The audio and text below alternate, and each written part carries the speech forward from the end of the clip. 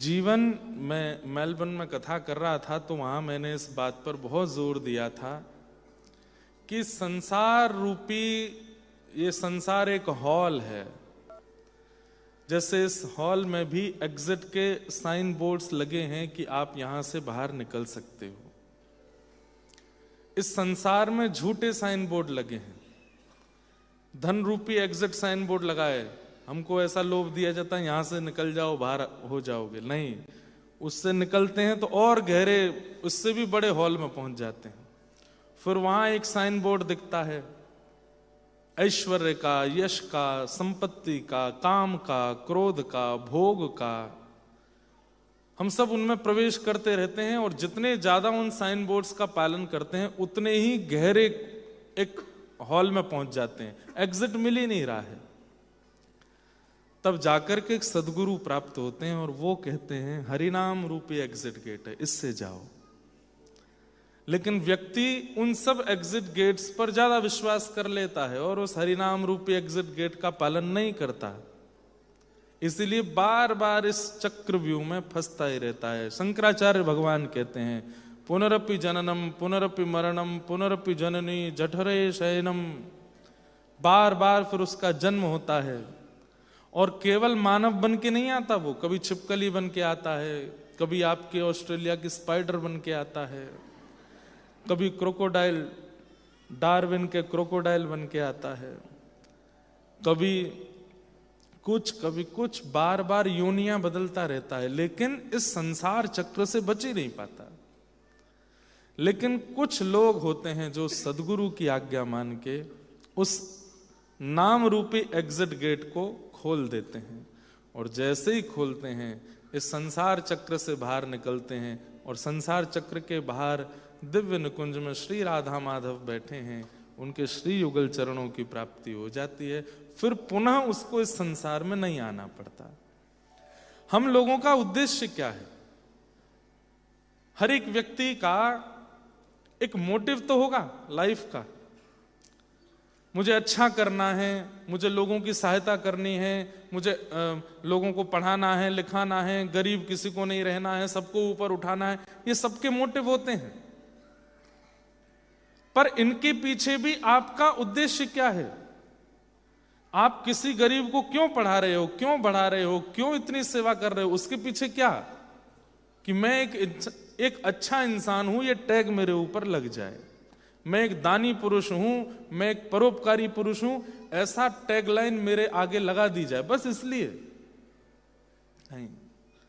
अपना उद्देश्य एक ही रखिए कि मुझे दोबारा नहीं आना यहां पर, ये अंतिम होना चाहिए, मुझे फिर जन्म नहीं लेना है, ये मेरा अंतिम जन्म हो। ये हर दिन बोला कीजिए खुद से, ये मेरा अंतिम जन्म होना चाहिए। आप सुबह उठते ही ये बात बोलेंगे कि ये मेरा अंतिम जन्म हो, तो गलत काम सामने आएगा लेकिन करने में हाथ कांपेगा, क्योंकि वही पुनर्जन्म करवाएगा। गलत क्रिया सन्मुख आएगी लेकिन करने में आपका जी घबराएगा। क्यों? क्योंकि वो गलत क्रिया ही पुनर्जन्म कराती है। हर दिन स्वयं से बोलिए कि नहीं, ये मेरा अंतिम जन्म। उसके बाद किशोरी जी को प्रणाम करो, ठाकुर जी को प्रणाम करो, गुरुदेव को प्रणाम करो, नियम करो, साधन करो, कथा सुनो, सब कुछ करो, लेकिन सबसे पहले ये कहो कि ये मेरा अंतिम जन्म हो। आद्य गुरु शंकराचार्य कह रहे हैं ये अंतिम जन्म कैसे अंतिम होगा? भज गोविंदम भज गोविंदम गोविंदम भज मूढ़ मते। अरे मूढ़ मते मतलब मूर्ख व्यक्ति, गोविंद को भज। केवल गोविंद नाम है जो संसार से बाहर कर सकता है। सब तो देख लिया आपने, और क्या देखना है? लंदन देखा, अमेरिका देखा, इंडिया देखा, ऑस्ट्रेलिया भी देख लिया, डॉलर देख लिए, यूरोप में क्या चलते हैं, यूरोज देख लिए, पाउंड्स देख लिए, रुपए देख लिए, सोना देख लिया, चांदी देख लिया, हीरा देख लिया, सुंदर देख लिए, कुरूप देख लिए, काले देख लिए, गोरे देख लिए, अच्छे देख लिए, बुरे देख लिए, अपने देख लिए, पराये देख लिए, लेकिन हरि को देखा नहीं देखा। इसीलिए तो बार बार आ रहे हैं इस संसार में। और ये मैं आप पर थोप नहीं रहा हूं, मैं अपना मोटिव बता रहा हूं। क्यों कथा करते हैं हम? कि इस कथा गा गा करके आपको तो चेताएं, खुद को चेता के बस निकलने यहां से, दोबारा नहीं आना यहां पे। ये अंतिम जन्म हो, ये अंतिम देह हो। इसलिए 18 वर्ष की अवस्था से लगे हम सेवा करने में, 29 वर्ष के हो गए। कल हमको कथा करते करते 11 साल हो जाएंगे, कल ही। तो 20 जुलाई 2015, कल तो 19 है, पर आप लोग कल की ही मान लो। 20 जुलाई 2015 को हमने अपने जीवन की सबसे पहली कथा की। अब 20 जुलाई 2026, कितने साल हो गए? 11 वर्ष हो गए। इन 11 वर्षों में एक ही उद्देश्य रखा था, और आगे भी जब तक ठाकुर जी कराएंगे तब तक भी एक ही उद्देश्य है कि बस ये जीवन अंतिम हो। और एक बात हम आपको बता दें, हम बहुत लंबे समय तक कथाएं नहीं करेंगे, हम बहुत लंबे समय तक ये सब नहीं करना है। कुछ दिन, कुछ समय, कुछ साल, और फिर अपने लिए भी समय रखना है, अपने लिए भी करना है, सबको कुछ कुछ सूत्र दे करके, और फिर अपने लिए भी सोचना है। और ये बात, कई बार ये बातें सुन के हमारे पूज्य गुरुदेव भी नाराज होते हैं, माँ भी कहती हैं, पिताजी, कई शिष्य भी, कई श्रोता भी, लेकिन ये फैक्ट है। जीवन भर इसमें आपको कथा सुनाने में तो इतना आनंद आता है कि उससे बड़ा कोई आनंद नहीं, कोई सुख नहीं। लेकिन कहीं ना कहीं कथा के साथ बहुत सारी चीजें मिलती हैं, सम्मान मिलता है, यश मिलता है, धन मिलता है, ऐश्वर्य मिलता है, और वो सब जब मिलता रहता है ना, तो कभी कभी चिंतन होता है, क्या इसी के लिए ही कर रहे हैं क्या? तो वो चिंतन निकालने के लिए कुछ तो करना पड़ेगा, या तो तरीके बदलने पड़ेंगे। अब गृहस्थी भी हैं तो वो सब भी आवश्यक होता है, लेकिन बहुत समय तक नहीं। और अभी टाइम है, कुछ साल बाद ऐसा समय बचेगा भी नहीं कि कथाएं हों, इतना भयावह समय आ जाएगा। इसलिए क्या करो, जय राधे जय राधे राधे, जय राधे जय श्री राधे, जय कृष्ण कृष्ण कृष्ण, जय कृष्ण जय श्री कृष्ण। श्री हरि व्यास देवाचार्य जी, निम्बार्क परंपरा के आचार्य, उनके द्वारा लिखा गया ये युगल मंत्र है। युगलाष्टक भी बोलते हैं कई लोग। लाली रो रही है सुन के कि महाराज जी आप यूं क्यों कह रहे हो, कथा नहीं करोगे। मैं बड़ी होके कथा कराऊंगी, आप कह रहे हो मैं कथा नहीं करूंगी, इसीलिए रो रही है। श्यामा गौरी नित्य किशोरी, प्रीतम जोड़ी श्री राधे। गाओ, श्यामा गौरी नित्य किशोरी, प्रीतम जोड़ी। कितनी सुंदर बात है, पता है? ये इसका पाठ किया कीजिए घर में।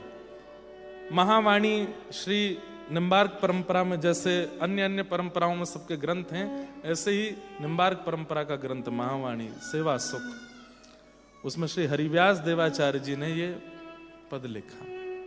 कैसी हैं किशोरी जी? बोले श्यामा गोरी, गोरी हैं।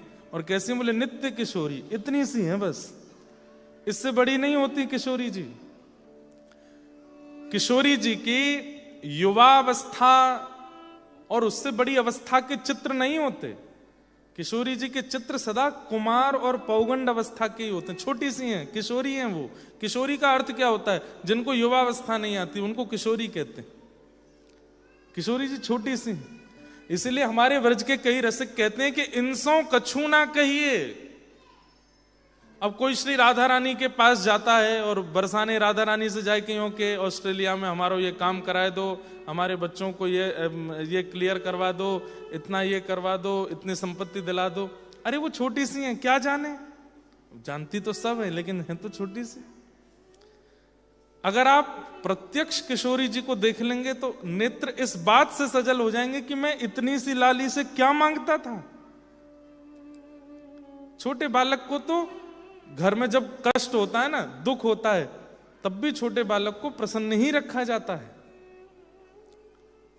हम जब छोटे थे, हमारे दादाजी चल बसे, वैकुंठ गमन हुआ उनका, तो हमारी माता जी और सब घर के लोग सब क्या कहते, सो रहे हैं अभी बाबा सो रहे हैं, थोड़ी देर बाद उठ जाएंगे।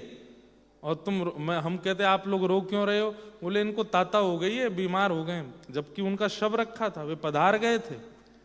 लेकिन उससे ये बात समझ आती है कि छोटे बालक को अत्यंत कष्ट और पीड़ा की बातें कही नहीं जाती, उसको नित्य सुख दिया जाता है। हम श्री जी से क्यों कह देते हैं कि हम कष्ट में हैं, हम पीड़ा में हैं, हमारे घर में ये चल रहा है, हमारे परिवार में ऐसा चल रहा है? क्यों बताना? वो लाली है छोटी सी, उनके नाम में इतना प्रभाव है कि वो नाम आपके सारे कष्टों को दूर कर देगा। और एक बात कहें, जब आप श्री राधा श्री राधा श्री राधा कहते हैं ना, और आपके जीवन में जो कष्ट होता है, तो ठाकुर जी को चिंता होती है कहीं ये कष्ट किशोरी जी को ना बता दे, इसलिए श्री राधा नाम गाने से ठाकुर जी कष्ट दूर करते हैं कि श्री जी को ना पता चले कि इसको कष्ट क्या है।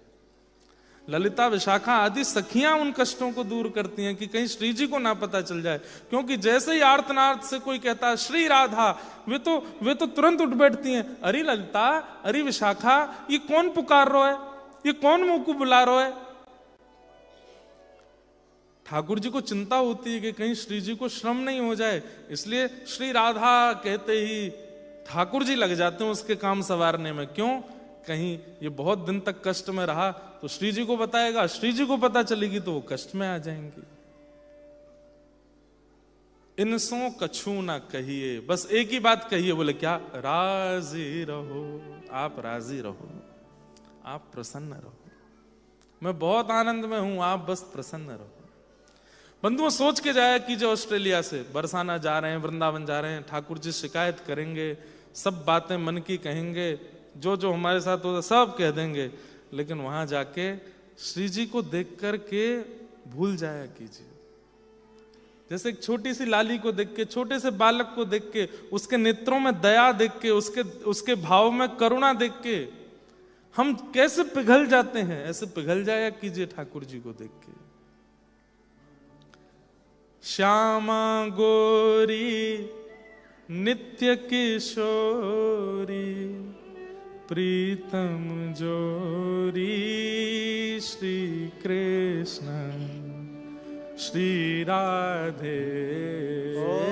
श्यामा गोरी नित्य किशोरी, प्रीतम जोरी श्री राधे। और वो कैसे हैं?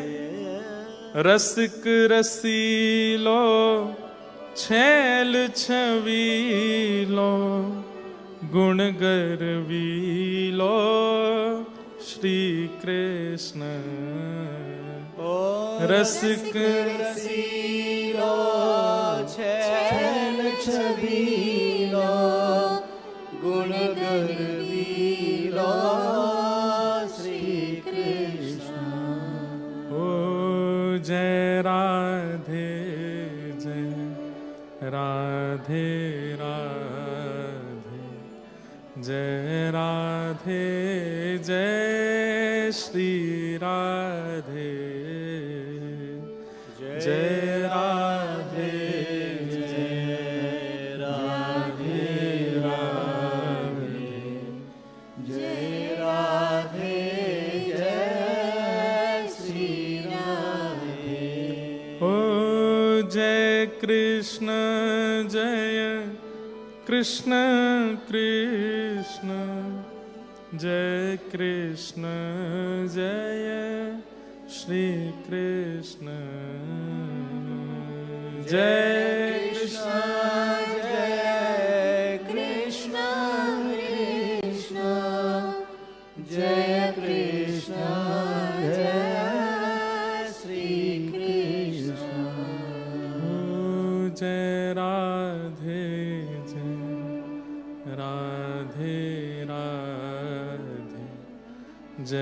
राधे जय श्री राधे जय राधे जय राधे राधे जय राधे जय श्री हरि व्यास देवाचार्य जी जिन्होंने ये पद रचना की, अनेक पद हैं इनके भी महावाणी में, इनका चरित्र भी बहुत सुंदर है।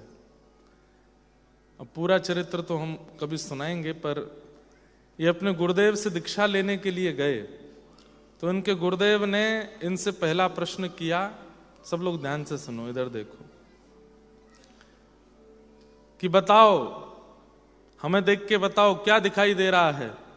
तो इन्होंने कहा, गुरुदेव आपने श्वेत वस्त्र पहने हैं, सिर पर सुंदर तिलक धारण किया है और आपकी यहाँ पर करुआजी रखे हैं, नीचे आसन बिछा है और इधर राधा कुंड है, इधर श्याम कुंड है, पीछे गिरिराज जी हैं और आपके ऐसे केश हैं, ऐसे कान हैं, ऐसी आंख हैं, सब बता दिया। गुरुजी बोले दीक्षा नहीं देंगे, जाओ गिरिराज जी की परिक्रमा लगाओ 11, उसके बाद देंगे। इन्होंने गिरिराज जी की 11 परिक्रमा लगाई। 11 परिक्रमा लगा के जब लौट के आए, 2-3 दिन लगे, पांव में छाले पड़ गए। गुरुदेव को आके प्रणाम किया। गुरुदेव ने कहा, अब बताओ क्या दिख रहा है।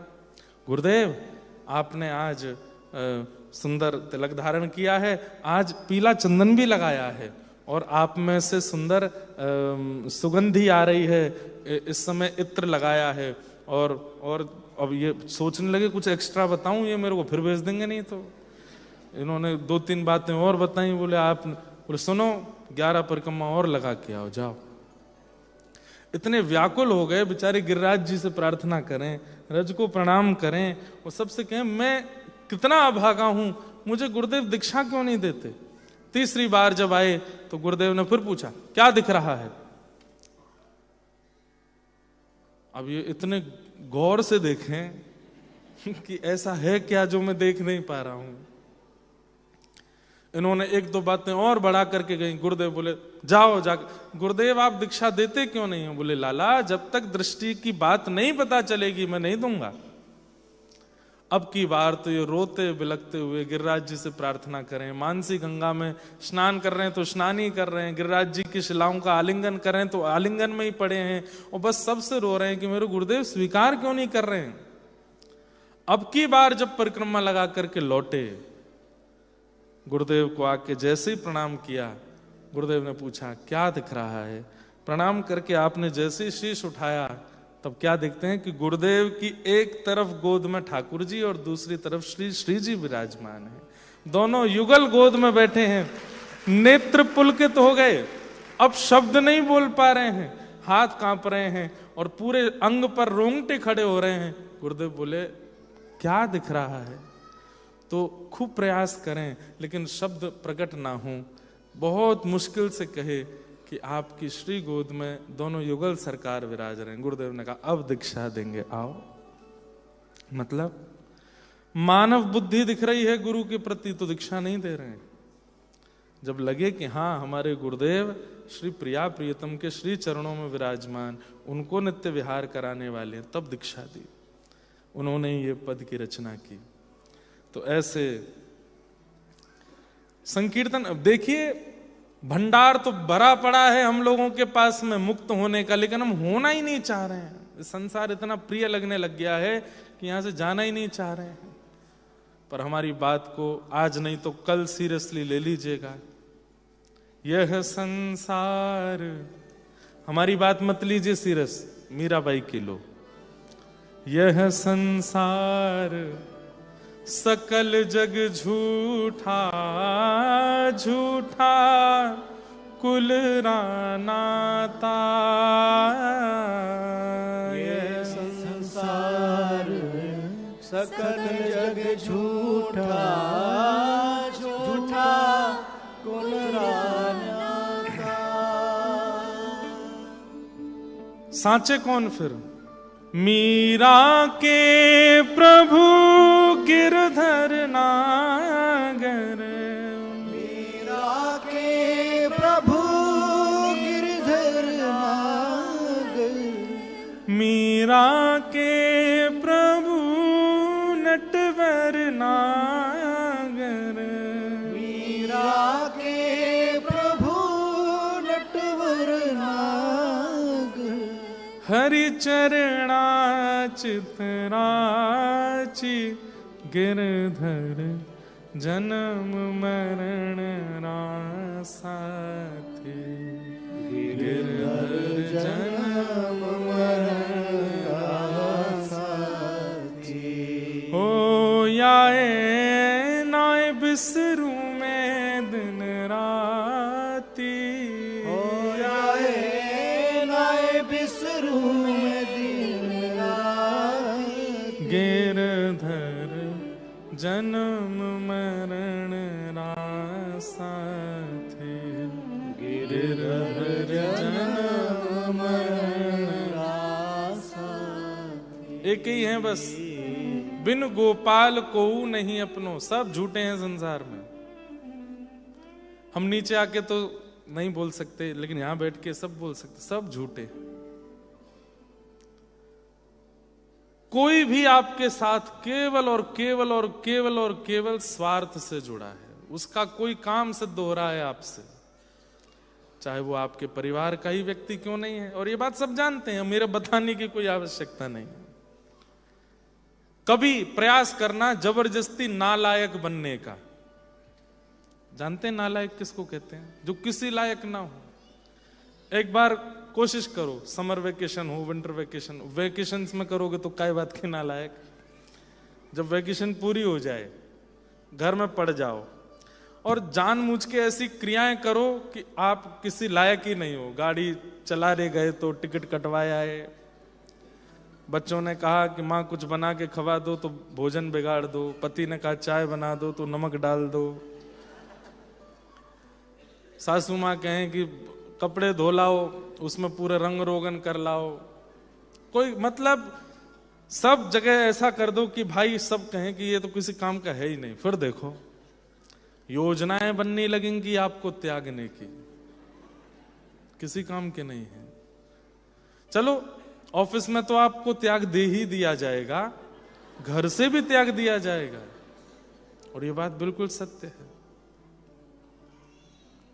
लेकिन आप चाहे लायक बनो चाहे नालायक बनो, आपके सेवा के ठाकुर जी आपको नहीं छोड़ेंगे, वो हमेशा आपके पास रहेंगे। आप उनको बढ़िया कस के पोशाक पहना दो तो ये चूं भी नहीं करेंगे कि मेरे को दब रहा है।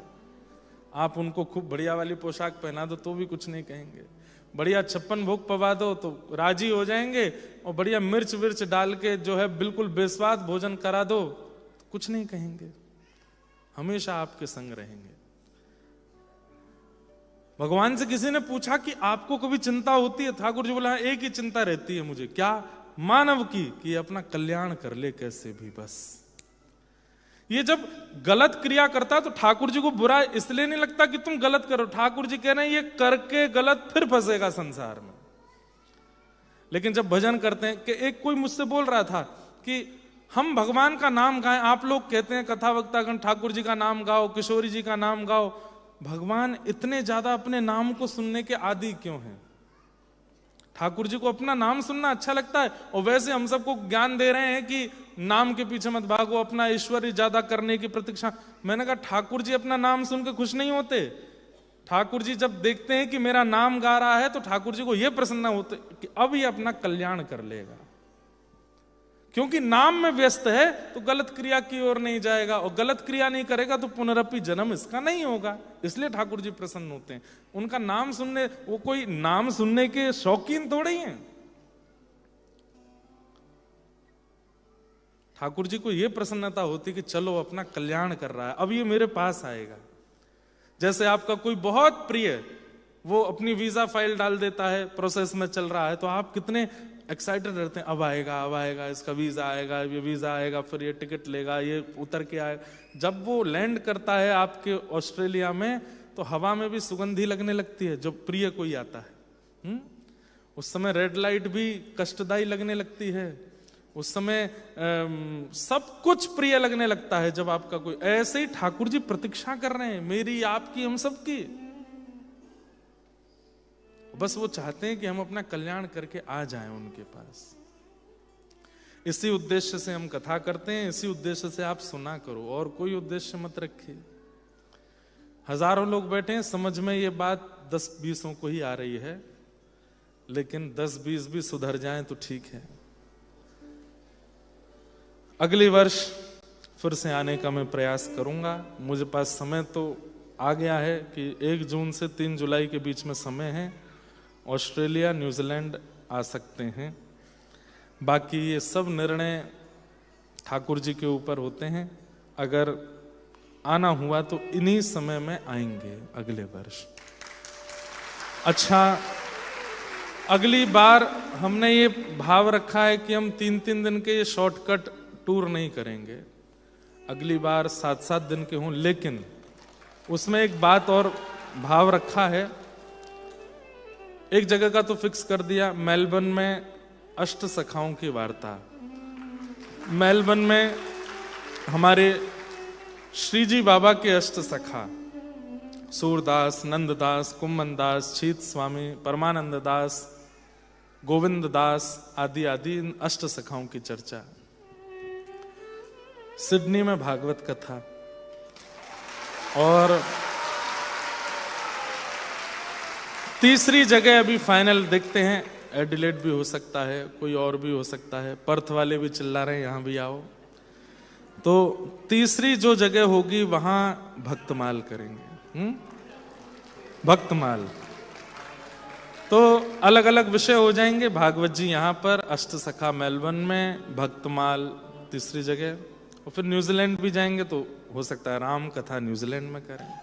तो ये सब क्रम बन सकते हैं। पर अब ऑस्ट्रेलिया के साथ साथ नॉर्थ अमेरिका भक्ति पथ भी एक्टिव हो रहा है इस साल से।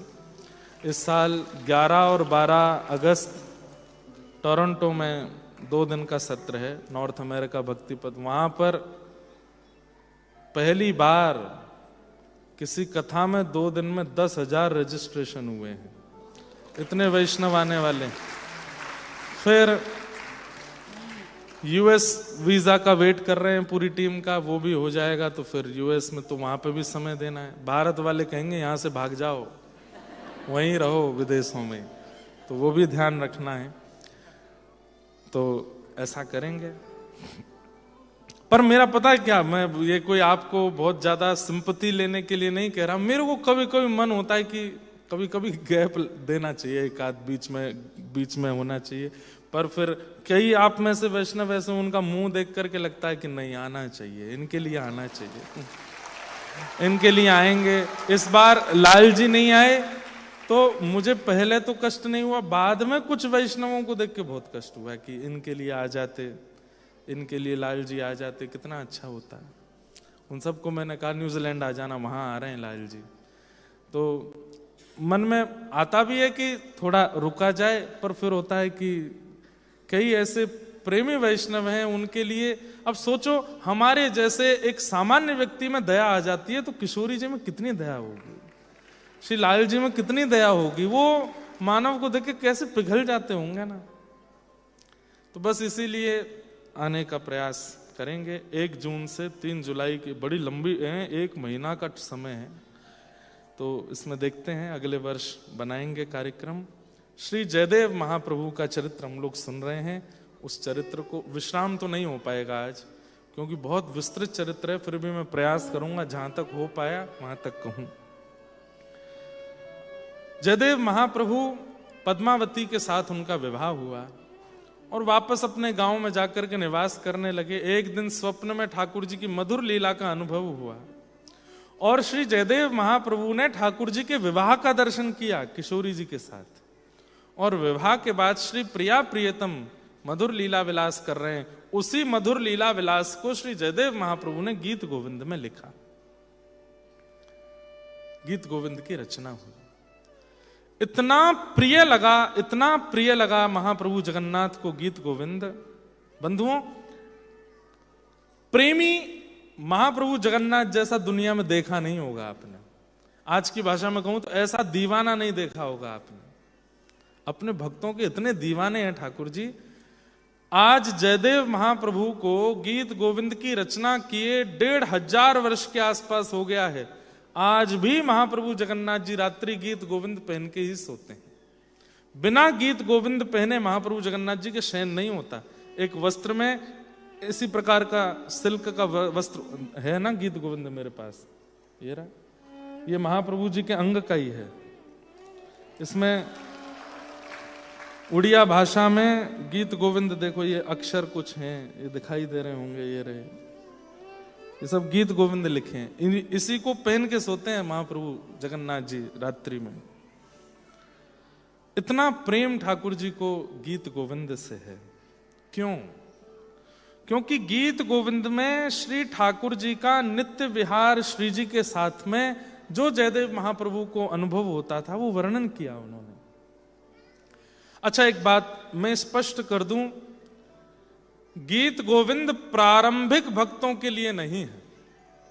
जिन्होंने अभी अभी भक्ति पथ पर आना प्रारंभ किया है, अभी अभी भाई नए नए ड्राइविंग सीखे हो तो थोड़ी स्पीड लिमिट से नीचे ही चलाओ। लिमिट से ऊपर भगाने की जिम्मेवारी उनकी होती है जो बहुत एक्सपर्ट हो गए हैं चलाने में, कहीं पे भी चला लेते हैं। उनको ये भी पता है कैमरा कहाँ लगे, पुलिस कहाँ हो सकती है, ब्रेक लगा के रोक सकते हैं, ओवरटेक। जो बहुत एक्सपर्ट होते हैं वो कैसे भी चला सकते हैं, पर जो नए नए ड्राइवर हैं उनको तो नियम दिया जाता है थर्ड लाइन में ही चलाओ, धीमे धीमे चलाओ, कछुआसी चाल चलो, आधा घंटा लेट पहुंच जाना, भगाना नहीं। ऐसे ही भक्ति में जिन्होंने अभी प्रवेश किया है, जो अभी नए नए आए ही हैं, गीत गोविंद उनके लिए केवल इतना है कि वो केवल पाठ करो, उसका अर्थ मत देखो, उसका अर्थ मत सुनो। क्यों? बहुत गहरा है। क्योंकि आप प्रारंभिक भक्ति में अगर गीत गोविंद के भीतर प्रवेश करने लग गए, देखने लग गए, तो आपके मन में बहुत संशय हो जाएंगे, आप उस लीला का ध्यान नहीं कर पाओगे। जो व्यक्ति खूब समय निकाल चुका है, सालों साल बीत चुके हैं, नित्य तिलक धारण करता है, नित्य ठाकुर जी की केली में विलास करता है, अपने सद्गुरु और उनकी वाणी पर अटूट विश्वास करता है, ऐसी परिस्थिति में जब आ जाओ तब गीत गोविंद में प्रवेश करो। यूनिवर्सिटी लेवल की बातें हैं भक्ति में, तो इसलिए स्कूल में पढ़ने वाले बस इसका पाठ कर लीजिएगा, ज्यादा इसमें भीतर प्रवेश मत कीजिएगा। क्योंकि ठाकुर जी और श्री प्रिया जी की नित्य केली है, नित्य विलास है। उस नित्य विलास का, अब जो आजकल का सिनेमा देखते हैं, आजकल की मूवीज देखते हैं, आजकल के लैला मजनू वाले गीत सुनते हैं, वो अगर गीत गोविंद के भीतर प्रवेश करेंगे और गीत गोविंद के अर्थ पढ़ने लगेंगे तो उनको आजकल के लड़का लड़की वाला ही प्रेम दिखेगा वहां पर भी। और वो दिखा तो आपको तो अपराध लगेगा ही, बताने वाले को भी अपराध लगेगा। इसलिए ये अपराध मत कीजिएगा, गीत गोविंद का पाठ करो। और जब श्री प्रिया प्रियतम का नित्य विलास ही आपका सर्व सुख बन जाए, बस अब और कहीं मन है नहीं, उनके नित्य विहार में ही हमारी रुचि है, तब गीत गोविंद के अर्थों को समझने का प्रयास करना, तब सुख मिलेगा। महाप्रभु जगन्नाथ गीत गोविंद से अति प्रसन्न हो गए। गीत गोविंद का धीरे धीरे इतना प्रचार हो गया कि उत्कल राष्ट्र में लगभग सब लोगों को गीत गोविंद याद होने लगे। जाकर के सब महाप्रभु जी के सामने गीत गोविंद का पाठ करते हैं और श्री जगन्नाथ जी अति प्रसन्न होते। गीत गोविंद इतना सुंदर है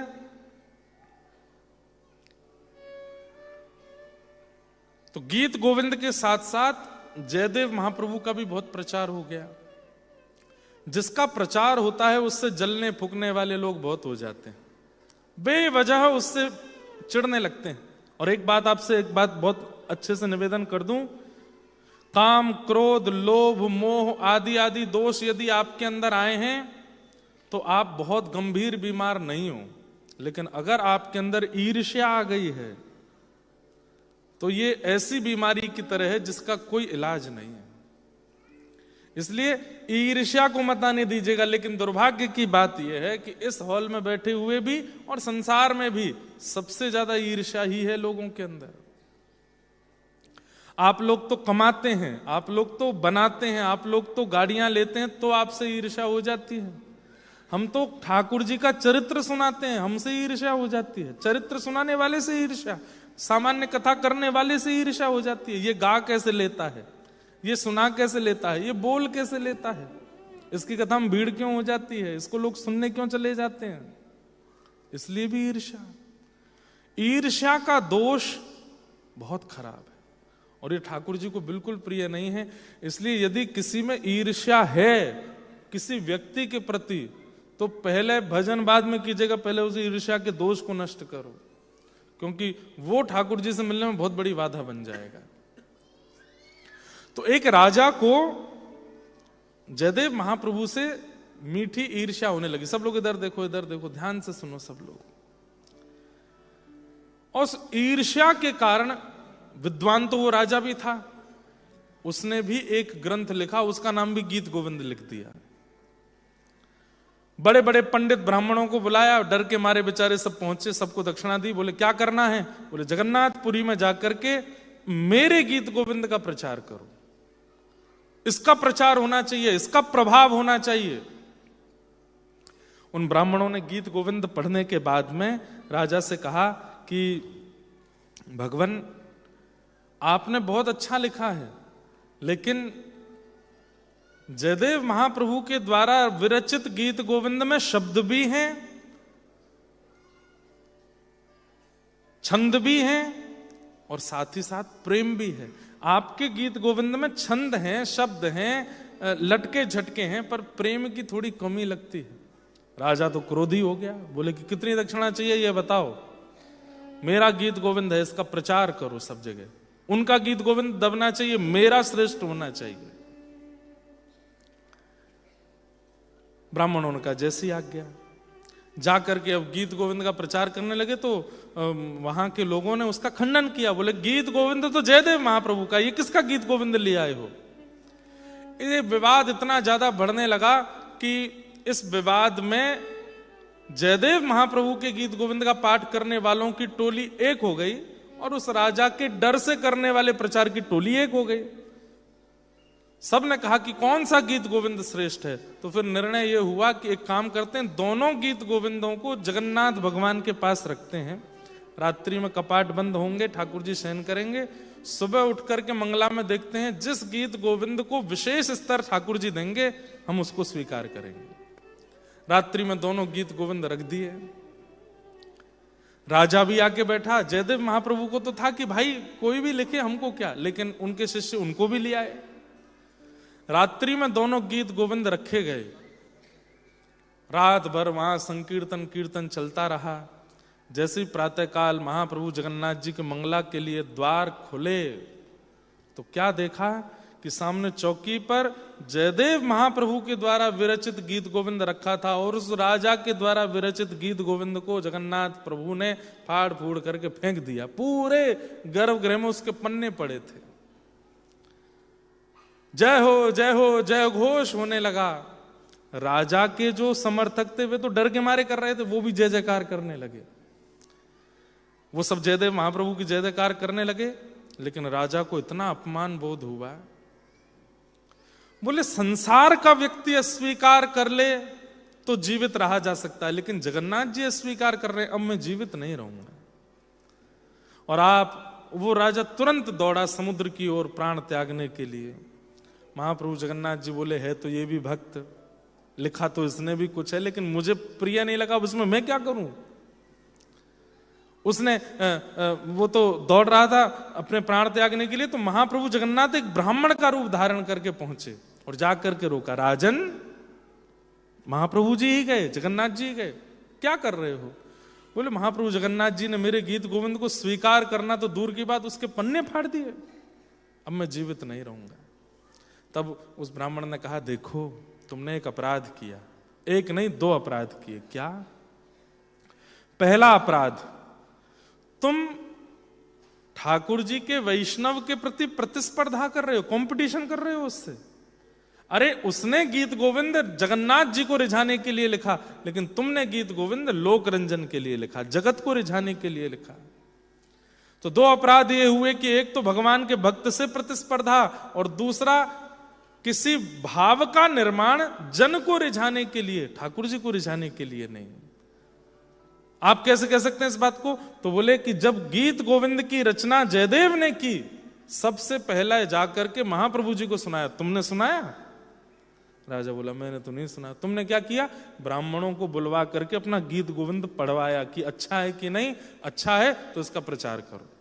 तुमने महाप्रभु जी को सुनाया? तब उस राजा ने कहा अब मैं क्या करूं? बोले अपना एक काम करो, जयदेव महाप्रभु के पास जाओ और उनके गीत गोविंद में एक एक श्लोक अपने हृदय का जोड़ दो, बस यही हो सकता है, गीत गोविंद तो उन्हीं का ही रहेगा। तो राजा बोला कि इतना सब गहन चिंतन बताने वाले आप कौन हो? मैंने आपको पहले तो देखा नहीं यहाँ पे, आप कौन हो? इतने में ही मंद मुस्का गए ठाकुर जी, और इनकी मुस्कान में ही पता चल जाता है ये कौन है।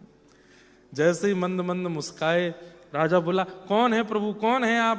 तुरंत महाप्रभु जगन्नाथ प्रकट हो गए और प्रकट होकर के राजा को कहा मैं किसी को अस्वीकार नहीं करता, मैं किसी का त्याग नहीं करता, मैं तो सबको चाहता हूं कि सब मेरे पास जयदेव की तरह सब गीत गोविंद लिखें, लेकिन तुमने जो भूल की वो सुधार दी है, अब जाओ। तब वो राजा गए और जयदेव महाप्रभु के चरणों में जाकर के प्रणाम किया, और प्रणाम करके उन्होंने फिर गीत गोविंद के पाठ, तब से नियम बन गया क्या, नित्य महाप्रभु जगन्नाथ जी का शयन गीत गोविंद से ही होता है। और केवल महाप्रभु जगन्नाथ का नहीं, बद्रीनाथ में बद्री विशाल भगवान का, द्वारिका में द्वारिकाधीश जी का, यहाँ जगन्नाथ भगवान का, दक्षिण में श्रीरंगनाथ भगवान का, सबका शयन गीत गोविंद से ही होता है। चारों दिशाओं में भारत के गीत गोविंद से ही महा ठाकुर जी का शयन होता है। कभी बद्री विशाल जाओ, रात्रि में आप जाकर के जब शयन का दर्शन करोगे तो गीत गोविंद गाया जाता है, दशावतार स्तुति गाई जाती है, वो भी जयदेव महाप्रभु की है, उसी से शयन होता है। हाँ, एक बार बहुत सुंदर लीला है। क्या? सुता एक माली जू, माली की जू, बैगन की बारी माज, तोरे बन माली गावे, कथा सग पाँच की, डोले जगन्नाथ पाछे, काछे अंग मही झंगा, आछे कही घूमे सुधी, आवे विहाच की। बहुत सुंदर लीला है, सुनो। एक माली की बेटी थी, माली जानते हैं, जो खेती बाड़ी करें, बाग बगीचा लगावें, पुष्प लगावें। सब लोग ध्यान से सुनो, इधर देखो।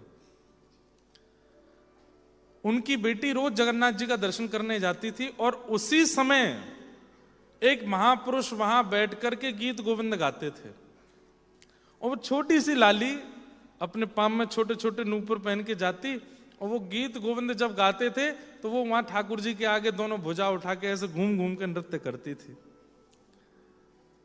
तब इतनी भीड़ नहीं होती थी महाप्रभु जी के सामने। रोज जाते जाते उस लाली ने उन पंडित जी के द्वारा गाए गए उस गीत गोविंद के सर्ग को याद कर लिया, रट लिया उसको। अब वो क्या करती है, अब जब कोई चीज नई नई याद होती है ना, तो व्यक्ति उठता बैठता खाता पीता उसको गाता ही रहता है। अब वो छोटी सी लाली क्या कर रही है, सुता एक माली की लाली, जो बैगन के बारी मांझ, बैगन के बगीचे में, तोरे बन माली गावे, वहां पर बैगन तोड़ते हुए, पुष्प तोड़ते हुए वो गीत गोविंद गाती है, और गीत गोविंद का 5वां सर्ग गाती है। 5वां सर्ग कौन सा है? रति सुख सारे गतम भिसारे, मदन मनोहर वेशम। मुझे बहुत प्रिय है ये, जैसे श्रत कमला कुछ बहुत प्रिय है, ऐसे ये भी बहुत प्रिय है। भोपाली।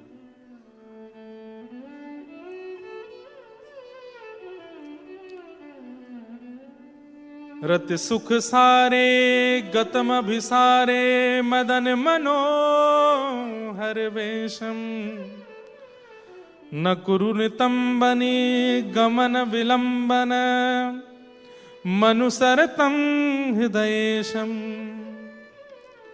धीर समीरे यमुना तीरे बसती बने बनमाली। धीर समीरे यमुना तीरे बसती बने बनमाली।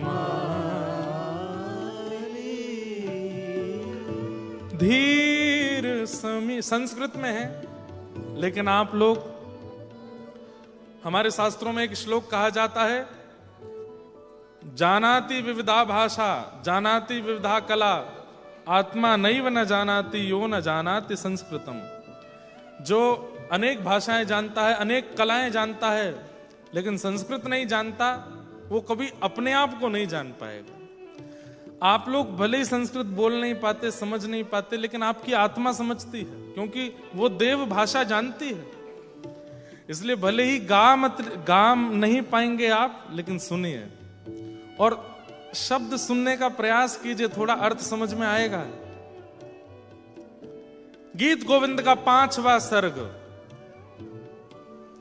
हे धीर समीरे यमुना तीरे बसती बने वनमाली। धीर समीरे यमुना तीरे बसती बने बनमाली।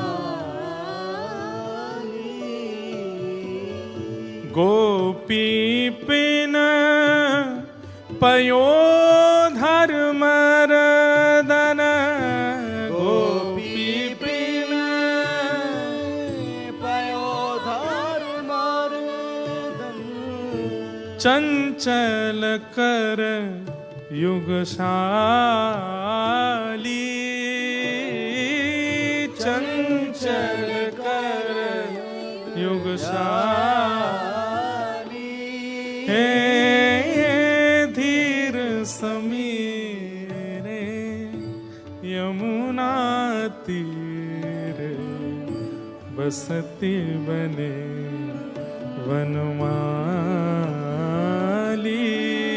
ओ धीर समीरे यमुना तीरे बसती बने बनमाली।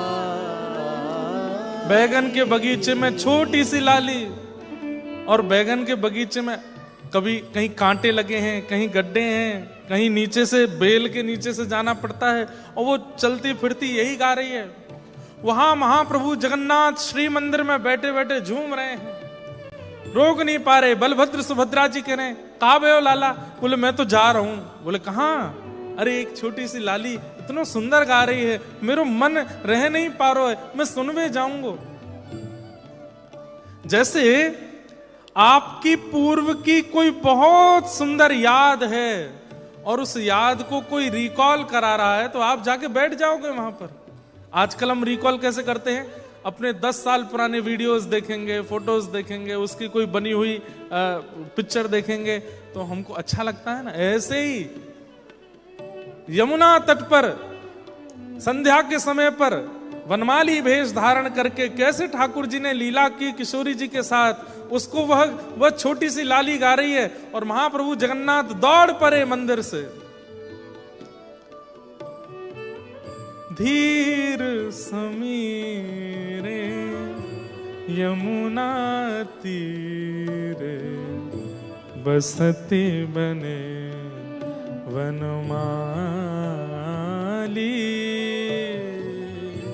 धीर समीरे यमुना तीरे बसती बने बनमाली।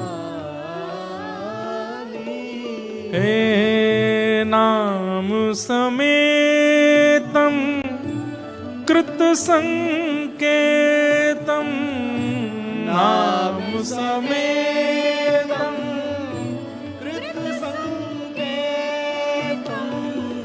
वादयते मृदुवेणु वादयते मृदुवेणु ओ बहुमनुते तनुते तनु संगत बहुमनुते तनुते तनु संगत पवन चलित मपिरेणु पवन चलित अपिरेणु ओ धीर समीरे यमुना तीरे बसती बने वनमाली धीर समीरे यमुना तीरे वसत बने वनमाली। अब वो माली की छोटी सी लाली गा रही है और ठाकुर जगन्नाथ जी का ये विशाल रूप, उसको नहीं पता कि पीछे ठाकुर जी हैं। आहा, जहां वो जाती है उसके पीछे पीछे जा रहे हैं। डोले जगन्नाथ पाछे काछे अंग मही झंगा। जैसे महाप्रभु जगन्नाथ जी ऐसे साड़ी जैसी पहनते हैं, वो झंगा जो बड़े बड़े वस्त्र पहनते हैं। डोले जगन्नाथ पाछे काछे अंग मही झंगा, आछे कही घूमे सुधी आवे विरहांच की। जैसे कोई थोड़ी पर हाथ लगा करके सुनता है, ऐसे महाप्रभु जी उसको सुन रहे हैं। वो छोटी सी लाली कहीं बेल होती है, कहीं ऐसे जा रहे हैं, वहां कांटे लगे हैं, उसके नीचे घुस जाती है, तो महाप्रभु जगन्नाथ भी उसके पीछे पीछे जा रहे हैं और उसके सुंदर भाव को सुन रहे हैं। इतने में ही मंदिर के घंटे घड़ियाल बजने लगे। महाप्रभु जगन्नाथ जी दौड़ करके वापस मंदिर में आए। जैसे ही पंडा पुजारियों ने द्वार खोल करके देखा तो क्या पाया, महाप्रभु जगन्नाथ जी के वस्त्र फटे हुए हैं, जगह जगह कांटे लगे हुए हैं, ठाकुर जी के श्री अंग पर कीचड़ लगी हुई है और आंखों से दिव्य अश्रुपात हो रहा है। हे धीर समीरे यमुना तीरे बसती बने वनमाली। धीर समीरे यमुना तीरे वसती बने वनमाली। अर्थ हैं बहुत सुंदर। नाम समेतम कृत संकेतम। ठाकुर जी अपनी वेणु को जब बजा रहे हैं तो उस वेणु पर जिस गोपी से मिलना है उसका नाम गा रहे हैं और उस गोपी को सुनाई दे रहा है कि ठाकुर जी मुझे बुला रहे हैं। वो गोपी कोई और नहीं है, श्री किशोरी जी हैं। इतने में ही किशोरी जी कैसे बताएं कि मैं कहां विराज रही हूं, तो आहा, बहु मनुते तनुते तनु संगत पवन चलती मपिरेणुम। अब ठाकुर जी ढूंढ रहे हैं किशोरी जी कहाँ हैं। अब किशोरी जी कैसे बताऊं कि मैं यहां हैं। अब संकोच भी तो, प्रेम में संकोच होता है ना। किशोरी जी चाहें तो बोल सकती हैं श्याम सुंदर मैं यहां हूं, लेकिन आसपास सब सखियां बैठी हैं, इनके सामने बोलने में थोड़ा संकोच हो रहा है। तो क्या करती हैं, पवन बहती है और वो किशोरी जी के श्री अंग का स्पर्श करके उनके अंग की सुगंधी